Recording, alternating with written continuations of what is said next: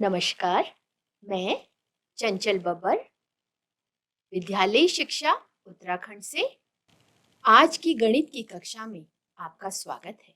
कक्षा 6 विषय गणित, कक्षा 6 की पाठ्यपुस्तक अध्याय 1 अपनी संख्याओं की जानकारी। चर्चा के बिंदु, संख्याओं के प्रतिरूप, संख्या अंकन की भारतीय पद्धति, इंडियन सिस्टम ऑफ न्यूमरेशन, अंतरराष्ट्रीय संख्या अंकन पद्धति, व्यवहारिक प्रयोग में बड़ी संख्याएं। आइए अब इस प्रतिरूप को ध्यान से देखते हैं। 9 प्लस 1 इक्वल्स टू 10 और इस 10 या 10 को हम क्या कहते हैं? दहाई। नेक्स्ट देखते हैं 99 प्लस 1 इक्वल्स टू 100 और इस 100 को 100 या सैकड़ा भी कहते हैं। अब आप ध्यान से देखिए, एक 9 यहाँ पर और बढ़ गया और क्या हो गया ये? 999 999 प्लस 1 इक्वल्स टू 1000। इसको क्या कहते हैं हम? हजार या 1000। नेक्स्ट देखते हैं 9999 4 टाइम्स यहाँ पर 9 लिखा है प्लस 1 इक्वल्स टू 1000। क्या कहते हैं इसको हम? 10,000। अगला देखिए 99999 कितनी बार 9 लिखा है? 5 बार 9 लिखा है प्लस 1 इक्वल्स टू, यहाँ ध्यान दीजिए 1 और 1 के बाद शून्यों की कितनी संख्या है? 1 2 3 4 5। यहाँ पर शून्यों की संख्या है 5। अब इन 5 शून्यों की संख्या को क्या कहा जाता है? लाख। बिल्कुल सही। अगला प्रतिरूप देखिए, कितनी बार 9 लिखा है? 1 2 3 4 5 6। 6 बार 9 लिखा है प्लस 1 करते हैं इक्वल्स टू क्या आता है? 1 के बाद कितने शून्य आते हैं? 1 2 3 4 5 6। आप ध्यान दीजिए, शून्यों की संख्या उतनी ही आ रही है जितनी 9 यहाँ पर जोड़ा जा रहा है और 1 के बाद 6 शून्य होने पर हम क्या कहेंगे इसको? 10 लाख। लाख में कितनी जीरो? 5 और एक जीरो किसकी? 10 की। कुल कितनी जीरो मिल गई हमको? 6। अगला देखिए, कितनी बार 9 जोड़ा जा रहा है? 7 बार 9 जोड़ा जा। 7 बार 9 लिखा है प्लस 1 करने पर इक्वल्स टू क्या आ रहा है? 1 के बाद कितने शून्य आ रहे हैं? 7 शून्य आ रहे हैं। 1 2 3 4 5 6 7 और एक के बाद 7 शून्य आने पर क्या कहते हैं उसे? करोड़। यहाँ पर बहुत ध्यान से आप यहाँ पर आप इस प्रतिरूप को बहुत ध्यान से देखिए। दहाई 1 0, सैकड़ा 2 0, हजार 3 0, 10,000 4 0 और लाख 5 0, 10 लाख 6 0 और करोड़ 7 0। यहाँ पर एक बहुत इंटरेस्टिंग बात आप देख रहे हैं, 9 एक अंक है और दहाई में जो शून्य लिखा जा रहा है वो भी एक ही बार लिखा जा रहा है। 99 में जब एक जोड़ा हमको 100 मिला। कितने शून्य? 2 शून्य लिखे जा रहे हैं और 99 में अंकों की संख्या कितनी आ रही है? 2 आ रही है। इसके बाद 999 कितनी बार 9 लिखा है? 3 बार। और 1000 में कितने शून्य आ रहे हैं? 3 बार। तो आप इस प्रतिरूप को जब देख रहे हैं तो सबसे आखिर में 9 कितनी बार लिखा है? 1 2 3 4 5 6 7। सबसे आखिर में 9 7 बार लिखा है। और जो उत्तर में 1 के बाद शून्यों की संख्या है वह भी कितनी है? 7 ही है, जिसको हम करोड़ कहते हैं। अभी तो और बहुत कुछ इस प्रतिरूप से हम सीखेंगे। कुछ रोचक तथ्य, इंटरेस्टिंग पॉइंट। आपने इस प्रतिरूप को ध्यान से देखा था? 9 लिखा था सबसे पहले और 9 एक अंक की सबसे बड़ी संख्या है। उसके बाद जो हमको उत्तर मिला 10। 10 क्या है? 2 अंकों की सबसे छोटी संख्या। तो यहाँ पर आप बड़े ध्यान से देखिए कि 9 एक अंक की सबसे बड़ी संख्या और उत्तर क्या मिलता है? 10। 2 अंकों की सबसे छोटी संख्या। इसी प्रकार 99 2 अंकों की सबसे बड़ी संख्या। उत्तर प्राप्त होता है 100 3 अंकों की सबसे छोटी संख्या। तो आप देख रहे हैं बड़ी संख्या यहाँ मिल रही है और उत्तर में हमको छोटी संख्या प्राप्त हो रही है और अंकों की संख्या भी बदल रही है। 1 अंक लिखा था यहाँ पर 2 अंकों की मिल रही है। 2 अंक लिखा था 3 अंकों की मिल रही है। अगला देखिए आप 999 3 अंकों की सबसे बड़ी संख्या। अब उत्तर में हमको क्या मिल रहा है? 1000 कितने अंकों की? 4 अंकों की। कौन सी संख्या? सबसे छोटी संख्या। है ना रोचक कि इस प्रतिरूप में क्या देख रहे हैं हम कि 1 अंक की छोटी संख्या और जैसे ही उसमें 1 जोड़ा जाता है ना मजेदार?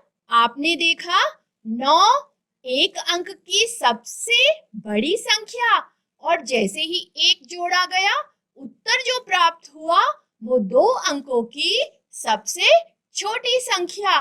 तो इस तरीके से आप इस प्रतिरूप को ध्यान से देखिए और कुछ प्रतिरूप और भी आपके अभ्यास पुस्तिका में है, आप उन्हें ध्यान से देखिए। संख्या अंकन पद्धति। बच्चों, संख्या अंकन पद्धति हमने संख्याओं के बारे में जाना। अब हम संख्या का संख्यांकन लिखा है, यानी कि अब हम संख्या का नाम लिखना सीखेंगे और संख्या अंकन की भारतीय पद्धति इंडियन सिस्टम ऑफ न्यूमरेशन में हम इकाई, दहाई, सैकड़ा, हजार इन शब्दों का प्रयोग करते हैं तथा आगे लाख और करोड़ का प्रयोग करते हैं। हजार, लाख और करोड़ को प्रदर्शित करने के लिए अल्प विरामों का प्रयोग किया जाता है। पहला अल्प विराम, दाएं, संख्या का इकाई अंक लेना है। जिस भी संख्या का हमको नामांकन करना है, पहला अल्प विराम हम उसके इकाई से चलते हुए तीसरे अंक के बाद करते हैं और दूसरा अल्प विराम अगले 2 अंकों के बाद आता है। तीसरा अल्प विराम भी अगले 2 अंकों के बाद आता है। चलिए हम संख्या की संख्यांकन पद्धति में इंडियन सिस्टम ऑफ न्यूमरेशन अर्थात भारतीय पद्धति का प्रयोग करते हैं और संख्या का नाम लिखते हैं। परंतु ध्यान दीजिएगा, संख्या का नाम लिखने के लिए 2 बातों को हम अपने दिमाग में रखते हैं। पहला इकाई, दहाई, सैकड़ा, हजार, लाख और करोड़।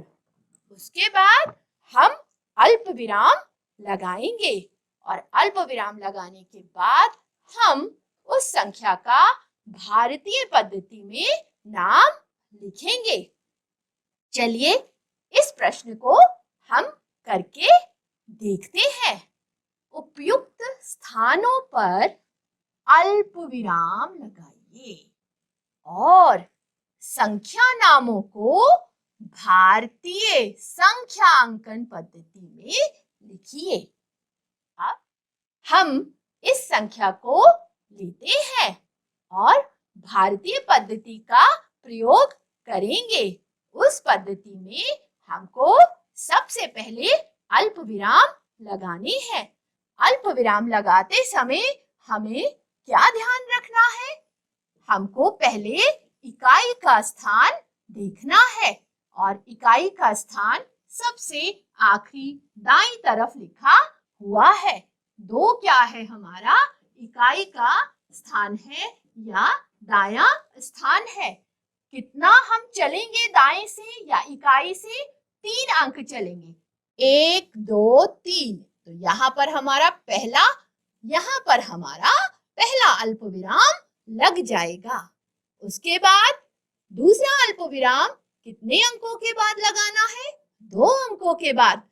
1 2 और यहाँ पर हमारा दूसरा अल्प विराम लग जाएगा। तीसरा अल्प विराम भी हमें कहाँ लगाना है? 2 अंकों के बाद। 1 2। ये हमारा तीसरा अल्प विराम लग गया। अब हमारे अल्प विराम तो लग गए।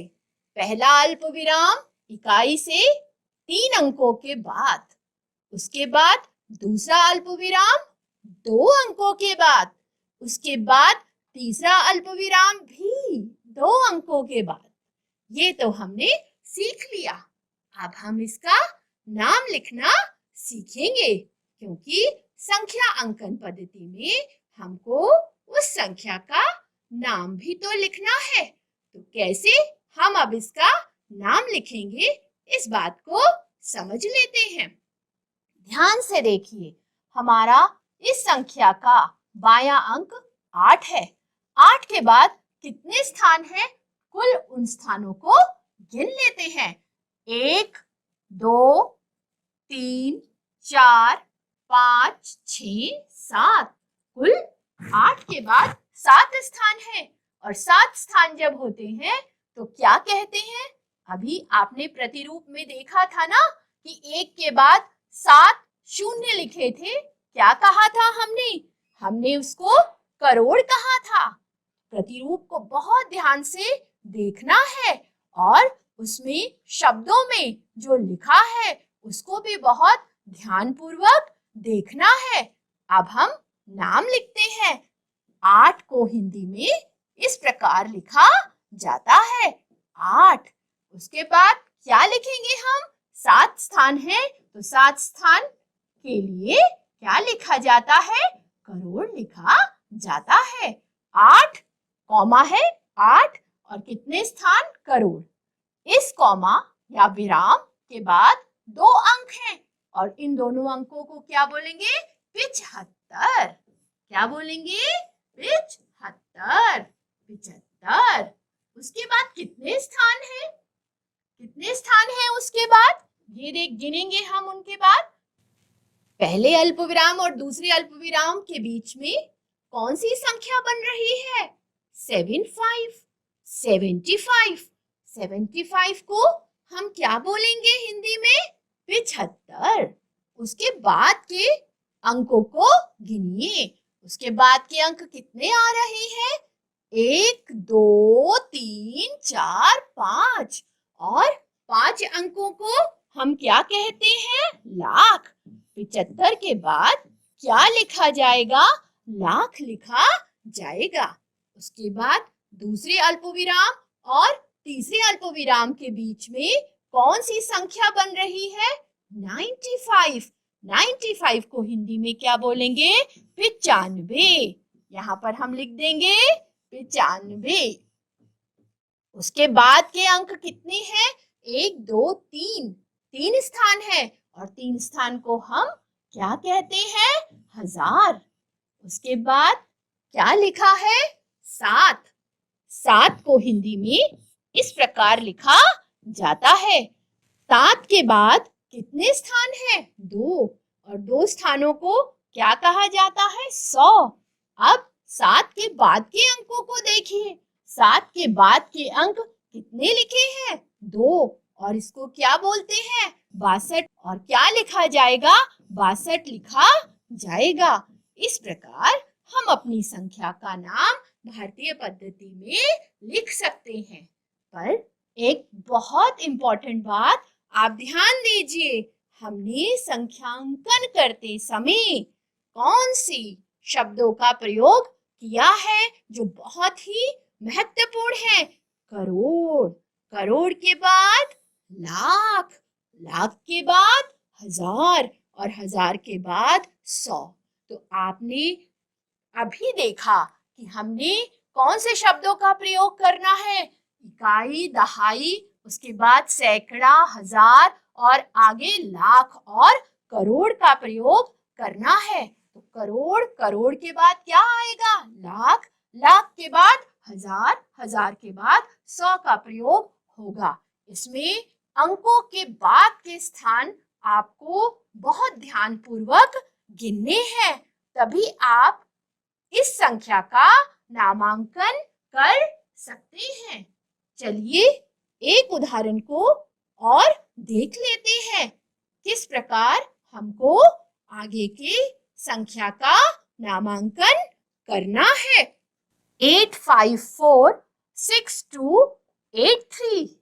अब क्या करेंगे हम?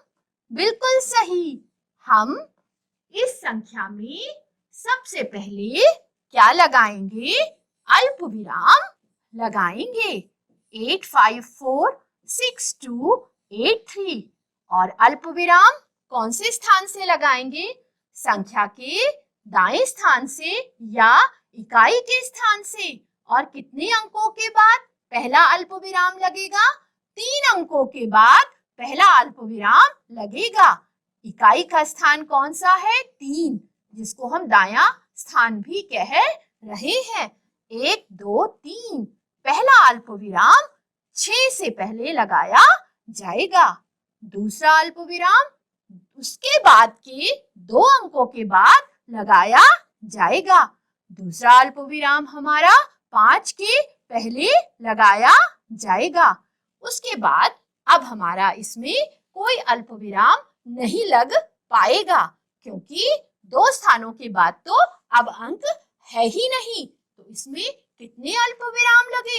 2 अल्प विराम लगे। तो ध्यान देने योग्य बात यह है कि पहला अल्प विराम इकाई के बाद 3 अंकों के बाद लगाया जाएगा। दूसरा अल्प विराम 2 स्थानों के बाद या 2 अंकों के बाद लगाया जाएगा। और इसी क्रम में हम आगे बढ़ते चले जाएंगे। अल्प विराम तो लगा दिए गए हैं, अब इस संख्या का नामांकन भी तो करना है। बिल्कुल सही, इस कॉमा को ध्यान से देखिए। इस कॉमा से पहले 85 लिखा है। 85 को हम हिंदी में 85 कहते हैं। तो क्या लिखा जाएगा इसका नाम? 85। उसके बाद कितने स्थान हैं? 1, 2, 3, 4, 5। 5 स्थान को क्या कहा जाता है? लाख कहा जाता है। तो संख्या क्या बनी? 85 लाख। उसके बाद 5 के बाद एक उसके बाद 5 के बाद एक अल्प विराम है और 6 के बाद एक अल्प विराम है। इन दोनों अल्प विरामों के बीच में कौन सी संख्या आपको दिखाई दे रही है? बिल्कुल सही, 46। 46 को 46 कहा जाता है। अब इसके बाद 46 लिखा जाएगा। और उसके बाद कितने स्थान है? 1, 2, 3। 46 के बाद क्या लिखा जाएगा? 3 स्थानों के लिए हजार लिखा जाएगा। उसके बाद टू को क्या लिखेंगे? 2। और कितने स्थान है? 2, तो 2 के बाद क्या लिखा जाएगा? 100। और अंतिम 2 अंकों को आप 83 या क्या कहेंगे? 83 लिखा जाएगा। इस प्रकार हमारी संख्या का नामांकन हो गया। आप ध्यान दीजिए कि आपको क्या करना है। आपको बहुत ही ध्यानपूर्वक सबसे पहले अल्प विरामों को लगाना है। अल्प विरामों के बीच में जो संख्या बन रही है उसका हिंदी में नाम लिखना है। आपको ध्यान होगा इससे पहले की गणित की कक्षा में आपको गृह कार्य में गिनती लिखने के लिए कहा गया था और गिनती को हिंदी में भी लिखने के लिए कहा गया था, रोमन में भी लिखने के लिए कहा गया था और इंग्लिश में भी लिखने के लिए कहा गया था, क्योंकि हिंदी के नाम के बिना आप भारतीय संख्यांकन पद्धति में नाम नहीं लिख सकते। इसलिए आपको गिनती हिंदी में भी अवश्य आनी चाहिए। तो ध्यानपूर्वक देखिए आप कि आपको अल्प विरामों को किस प्रकार लगाना है और उसके बाद संख्या को किस प्रकार लिखना है। पहली संख्या 8,75,95,762 और दूसरी संख्या 85,46,283। चलिए, अभी तो हमने सीखी भारतीय पद्धति, अब हम चलते हैं इंटरनेशनल अंतरराष्ट्रीय पद्धति की ओर। संख्या अंकन की अंतरराष्ट्रीय इंटरनेशनल पद्धति में इकाई, दहाई, 100, हजार और उसके आगे मिलियन तथा बिलियन का प्रयोग किया जाता है। हजार और मिलियन को प्रदर्शित करने के लिए अल्प विरामों का प्रयोग किया जाता है। अल्प विराम दाएं अर्थात इकाई से प्रत्येक तीसरे अंक के बाद आता है। आपने इसको ध्यान से पढ़ा और सुना। आपने देखा और सुना कि यहाँ पर अल्प विराम आपको इकाई के बाद प्रत्येक तीसरे अंक के बाद लगाना है। बस इसमें इसी बात का आपको इस पद्धति में इसी बात का ध्यान रखना है कि आपको इकाई से चलना है और 3 अंकों के बाद आपको अल्प विराम लगाने हैं।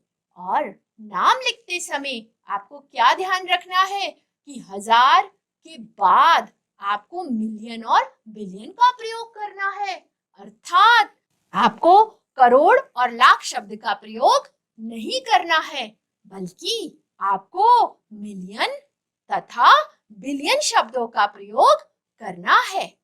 पहला अल्प विराम हजार को प्रदर्शित करता है, दूसरा अल्प विराम मिलियन को प्रदर्शित करता है। इसको हम एक उदाहरण से समझ लेते हैं। एक संख्या है, इस संख्या में हमको क्या करना है? सैकड़ा के बाद 3 अंकों बाद लगाना है 1, 2, 3। यहाँ पर हमारा पहला अल्प विराम आता है। दूसरा अल्प विराम भी हमको 3 अंकों के बाद लगाना है 1, 2, 3। यहाँ पर हमारा दूसरा अल्प विराम लग गया। तीसरा अल्प विराम भी हमको 3 अंकों के बाद लगाना होता है, पर यहाँ पर तो 2 ही अंक हैं, इसलिए हमें आगे का अल्प विराम अब इस संख्या में नहीं लगाना है। तो देखा आपने, बहुत ही साधारण तरीके से हमको इस बात को ध्यान में रखना है। बस हमको यहाँ पर इकाई से कितने चलते चले जाना है? 3-3 अंकों पर अल्प विराम लगाते चले जाना है। अब यहाँ ये संख्या 5 से शुरू हो रही है। अल्प विराम के बीच में कौन से 2 अंक आपको दिखाई दे रहे हैं? 50 और 50 को क्या कहते हैं? 50 और 50 को हिंदी में क्या कहते हैं? 50। तो हम अब इस संख्या का अंतरराष्ट्रीय पद्धति में नाम लिखना सीखते हैं। आप ध्यान दीजिए कि 50 को तो हमने 50 इस प्रकार हिंदी में लिख दिया। अब कितने स्थान हैं? उन स्थानों को गिना जाएगा। 50 के बाद कितने स्थान है? 1, 2, 3, 4, 5, 6 और 6 स्थानों को मिलियन कहा जाता है। आपको बताया गया है कि यहाँ पर इस पद्धति में आपको बिलियन मिलियन का ही प्रयोग करना है। अब 50 के बाद 6 स्थानों के लिए मिलियन शब्द का प्रयोग किया जाता है। तो 50 के बाद मिलियन शब्द लिखा जाएगा। उसके बाद आप देखिए, आपको इस अल्पविराम और इस अल्पविराम के बीच में कौन सा अंक दिखाई दे रहा है? 8, 0, 1 3 अंक है।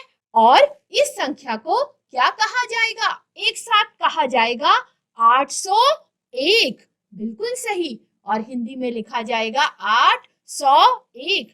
801 के बाद कितने स्थान हैं? 3 स्थान हैं। और 3 स्थान को क्या कहा जाता है? हजार कहा जाता है।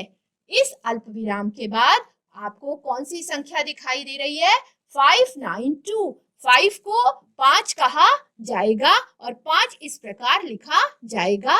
कितने स्थान है उसके बाद? 2 स्थान। और इस 2 स्थानों के लिए 100 शब्द का प्रयोग किया जाएगा। अंतिम 2 अंकों को आप 92, 92 इस प्रकार लिखेंगे और इस प्रकार इस संख्या का अंतरराष्ट्रीय पद्धति में नामांकन आपने कर दिया।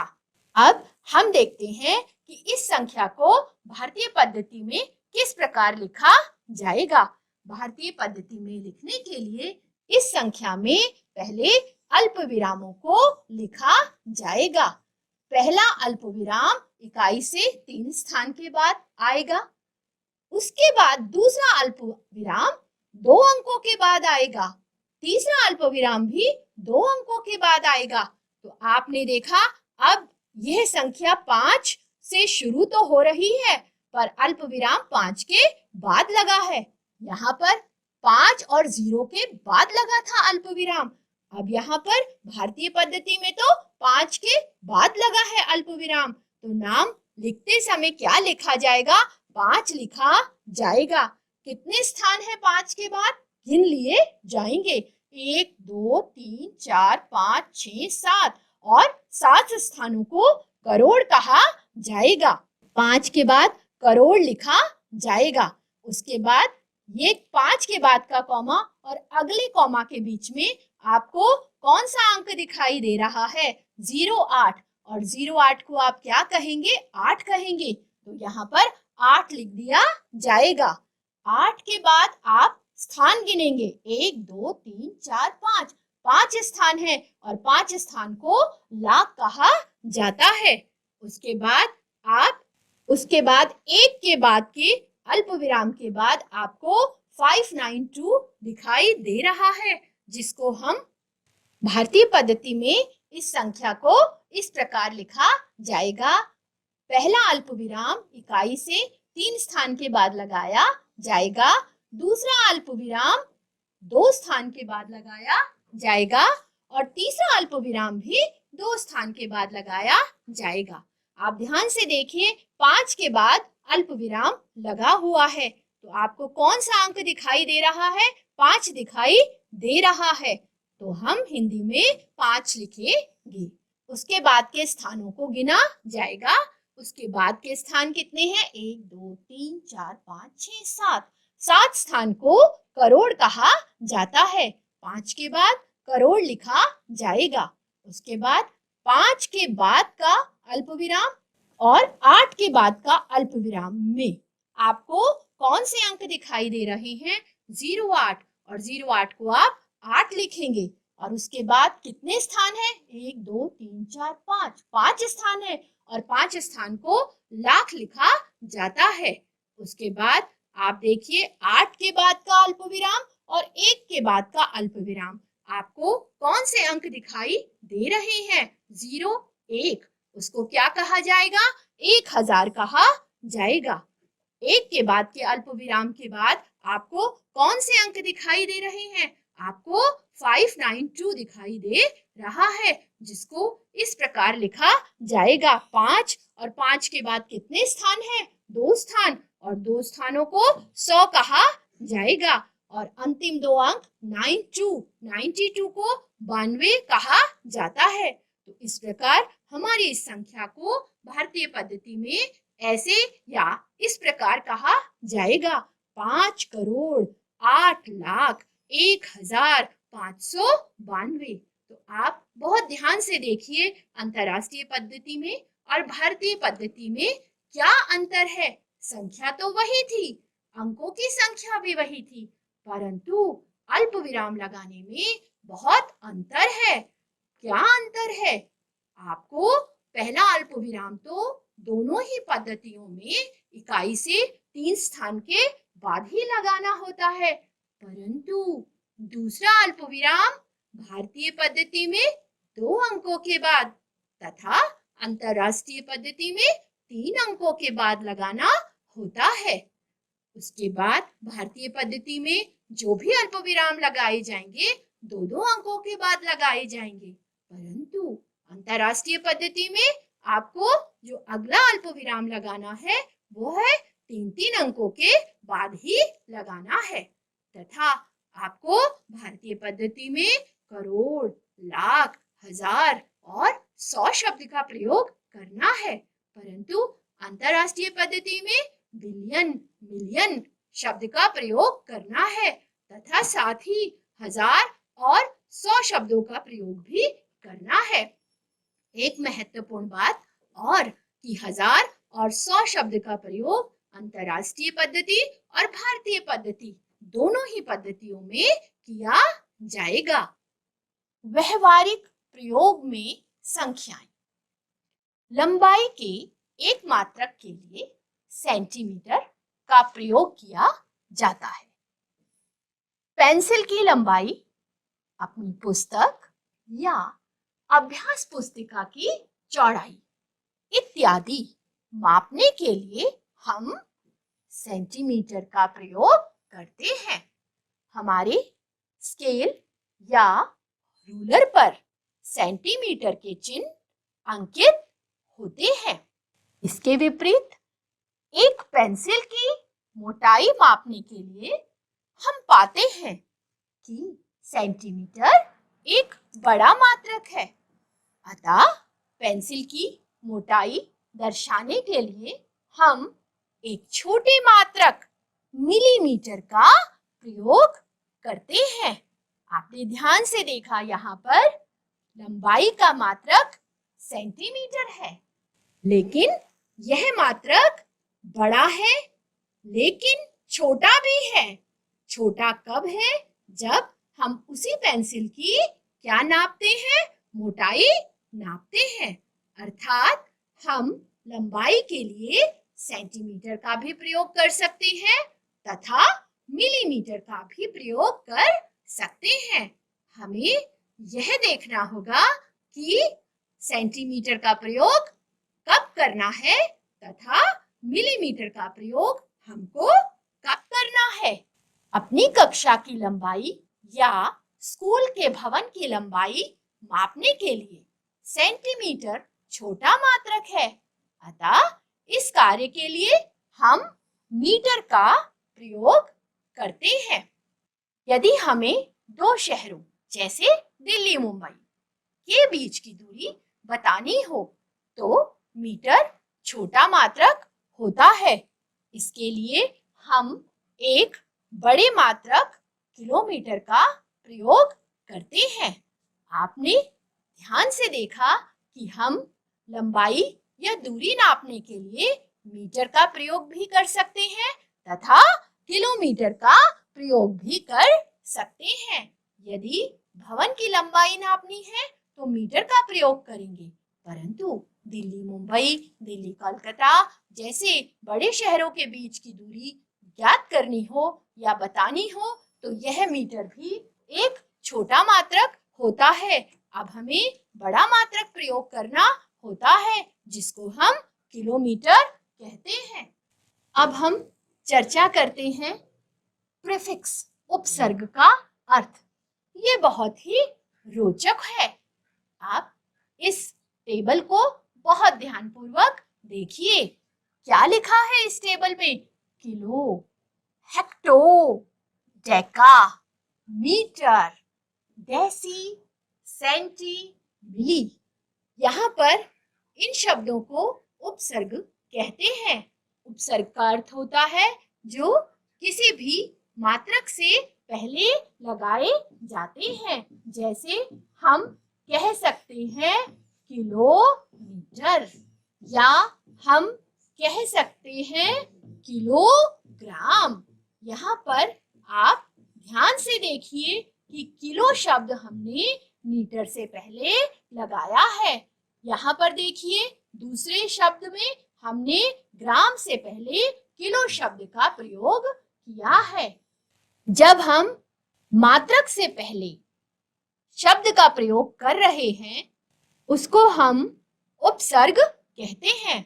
उपसर्ग वह शब्द है जो किसी शब्द से पहले प्रयोग में लाया जाता है। तो यहाँ पर हमने इस सारणी में बहुत सारे उपसर्ग लिखे हैं, परंतु आप और भी बहुत सारे उपसर्गों को अपनी अभ्यास पुस्तिका से नोट कर सकते हैं। परंतु ध्यान देने योग्य बात यह है कि किलो में हमने 1000 1000 लिखा है, हेक्टो में हमने 100 लिखा है, डेका में हमने 10 लिखा है, मीटर में हमने 1 लिखा है, डेसी में ध्यान दीजिए हमने 1/10 लिखा है, सेंटी में हमने 1/100 लिखा है और मिली में हमने 1/1000 लिखा है। आप ध्यान से देखिए इस सारणी को कि किलो में हमने 1000 लिखा है और मिली में हमने 1/1000 लिखा है। अगले सारणी में अगला ध्यान से देखिए, हेक्टो में हमने 100 लिखा है और सेंटी में हमने 1/100 लिखा है, डेका में हमने 10 लिखा है और डेसी में हमने 1/10 लिखा है। और ध्यान से देखिए यहाँ शून्यों की संख्या 3 है, यहाँ पर शून्यों की संख्या 2 है, डेका में शून्य की संख्या 1 है, मीटर में शून्य की कोई संख्या नहीं लिखी गई, डेसी में 1 बटा करते हुए यानी कि भाग करते हुए वही शून्यों की संख्या निरंतर बढ़ती चली जाएगी। 1/10 1 शून्य, 1/100 2 शून्य, 1/1000 3 शून्य। अब आप इस टेबल को थोड़ा ध्यान से याद करेंगे। Kilo, hecto, deca, metre, deci, centi, milli. यहाँ पर आप इन उपसर्ग का अर्थ समझते हुए उस उपसर्ग के लिए कौन सी संख्या लिखी जाती है आप बहुत ध्यान से देखेंगे। जब भी किलो उपसर्ग का प्रयोग होगा आपके दिमाग में 1000 ही आना चाहिए। हेक्टो शब्द को देखते ही आपके दिमाग में सिर्फ 100 ही आना चाहिए। डेका के लिए 10 आ जाना चाहिए। डेसी मतलब 1/10, सेंटी मतलब 1/100 और मिली मतलब 1/1000। चलिए अब हम एक उदाहरण के द्वारा इस बात को समझ लेते हैं। 7 किलोमीटर बराबर। अब हम क्या करने वाले हैं, हमको क्या करना है, 7 किलोमीटर को किसमें बदलना है, सेंटीमीटर में बदलना है। हम इस टेबल की या इस सारणी की सहायता लेंगे। 7 किलोमीटर तो हमको पता है और कहाँ पे जाना है, हमको सेंटीमीटर तक जाना है। तो हम किलो शब्द के नीचे क्या लिख देंगे, 7 लिख देंगे और उसके बाद हमें मालूम है हमें 0 लिखते चले जाना है। 1 0 यहाँ, 1 0 यहाँ, 1 0 यहाँ, 1 0 यहाँ, 1 0 यहाँ। और कहाँ पर रुक जाएंगे, जब तक हम सेंटीमीटर तक नहीं पहुंच जाते। तो 7 के बाद 0 लिखते हुए हम सेंटीमीटर पर जाकर रुक जाएंगे। तो 7 के बाद कितने शून्य लिखे गए, 1 2 3 4 5। तो आप देखिए कि 7 किलोमीटर कितने के बराबर होता है, कौन सी संख्या के बराबर होता है, 7 लाख सेंटीमीटर के बराबर होता है या 7 0 0 0 0 0 सेंटीमीटर के बराबर होता है। चलिए अब एक और उदाहरण के द्वारा हम इस बात को समझ लेते हैं। हमको 8 मिलीमीटर को मीटर में बदलना है। तो 8 मिलीमीटर में हम क्या करेंगे, इस 8 अंक को किसके नीचे लिखेंगे, मिलीमीटर के नीचे लिखेंगे। तो हमने 8 को मिलीमीटर के नीचे लिख दिया। अब हमको कहाँ तक जाना है, हमको तो मीटर तक जाना है। अब हम क्या लिखेंगे, 0 0 0। लेकिन आप बहुत ध्यान से देखिए कि 0 के बाद यहाँ पर एक दशमलव का प्रयोग किया गया है। बस आपको इसी बात का ध्यान रखना है कि जब हम किलो से मिली की ओर जाएंगे तो हमको 0 बढ़ाते चले जाना है। लेकिन जब वह संख्या हम मिली से शुरू करेंगे तो अब हमको 0 तो लिखने हैं, परंतु जहां तक जाना है उस 0 के पहले आपको दशमलव का प्रयोग करना है। तो 8 मिलीमीटर बराबर किसके हो जाता है, 0.008।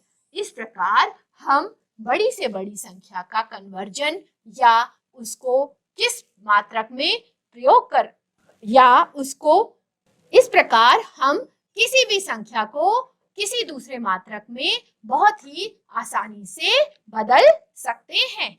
अब आपको क्या करना है, इस कन्वर्जन टेबल को भी ध्यान से देखना है। 1 सेंटीमीटर और बराबर किसके, 10 मिलीमीटर के। 1 मीटर बराबर 100 सेंटीमीटर, 100 सेंटीमीटर बराबर 1000 मिलीमीटर। आपको इससे पहले ये जो टेबल बताई गई है उपसर्ग का अर्थ, इसकी मदद से आपको इस कन्वर्जन टेबल में जो संख्याएं लिखी गई हैं उनका अभ्यास करके देखना है। 1 किलोमीटर बराबर 1000 मीटर बराबर 1 1 2 3 4 5 6। 1 के बाद कितने शून्य हैं, 6 शून्य हैं, सेंटीमीटर और बराबर इसको मिलीमीटर में बदलना है। तो कितने शून्य हैं, 1 2 3 4 5 6 7 8। आपको ये कितने शून्य लिखे गए हैं, आपको पहले वाली टेबल की मदद से इस कन्वर्जन टेबल के में जो भी संख्याएं लिखी गई हैं उसका आपको अभ्यास करके देखना है। इसी प्रकार एक और कन्वर्जन टेबल है, ये आपके अभ्यास के लिए भी है। 1 ग्राम बराबर 1000 मिलीग्राम, 1 किलोग्राम बराबर 1000 ग्राम बराबर एक कितने शून्य, 1 2 3 4 5 6, जिसको हम 10 लाख कहेंगे, मिलीग्राम। हमने चर्चा की संख्याओं के प्रतिरूप, संख्या अंकन की भारतीय पद्धति, इंडियन सिस्टम ऑफ न्यूमरेशन, अंतरराष्ट्रीय संख्या अंकन पद्धति, इंटरनेशनल सिस्टम ऑफ न्यूमरेशन, व्यवहारिक प्रयोग में बड़ी संख्याएं। अब मूल्यांकन करते हैं। आपसे एक प्रश्न पूछा जा रहा है, संख्या अंकन की भारतीय पद्धति और संख्या अंकन की अंतरराष्ट्रीय पद्धति में क्या अंतर है। मुझे उम्मीद है कि आपको यह अंतर बहुत ही स्पष्ट रूप से समझ आ गया होगा। होम असाइनमेंट, गृह कार्य, कितने मिलीग्राम से 1 किलोग्राम बनता है। इसके लिए आप कन्वर्जन टेबल आपको जो बताई गई है वो बहुत सहायता करेगी। आपको उस कन्वर्जन टेबल को याद करना है। अगला प्रश्न, दवाई की गोलियों के एक बक्से में 2 लाख गोलियां हैं। आपने देखा यहाँ पर अल्प विराम लगा है और कौन सी पद्धति में लगा है, ध्यान दीजिए। यहाँ इकाई से 3 अंकों के बाद लगा है और उसके बाद 2 अंकों के बाद लगा है, यानी कि यह अल्प विराम कौन सी पद्धति में लगा है, यह अल्प विराम भारतीय पद्धति में लगा है। और भारतीय पद्धति में इस संख्या को क्या कहा जाएगा, 2 लाख। दवाई की गोलियों के एक बक्से में 2 लाख गोलियां हैं, जिनमें प्रत्येक का भार 20 मिलीग्राम है। इस बक्से में रखी सभी गोलियों का भार ग्रामों में कितना है और किलोग्रामों में कितना है। आप इस प्रश्न को बहुत ध्यान से पढ़ेंगे और आप देखेंगे कि बक्से में कितनी गोलियां हैं, 2 लाख गोलियां हैं। प्रत्येक मतलब एक का भार आपको दिया है, तो 2 लाख गोलियों का भार कितना हो जाएगा, 20 मिलीग्राम से आप गुणा कर देंगे और आपका उत्तर मिलीग्राम में आ जाएगा। उसके बाद आप कन्वर्जन टेबल की सहायता से मिलीग्राम को ग्राम में तथा किलोग्राम में बदल लेंगे। आज की गणित की कक्षा में हमने जो भी चर्चा की, आपने उस चर्चा को ध्यान से सुना होगा। ध्यान से सुनने के साथ साथ आपको अभ्यास भी करना है और अभ्यास के लिए आपको अपनी अभ्यास पुस्तिका से जो भी प्रश्नावली में दिए गए हैं उनका गृह कार्य स्वयं के द्वारा करना है और जो कन्वर्जन टेबल आपको बताई गई है उसको याद भी करना है। धन्यवाद।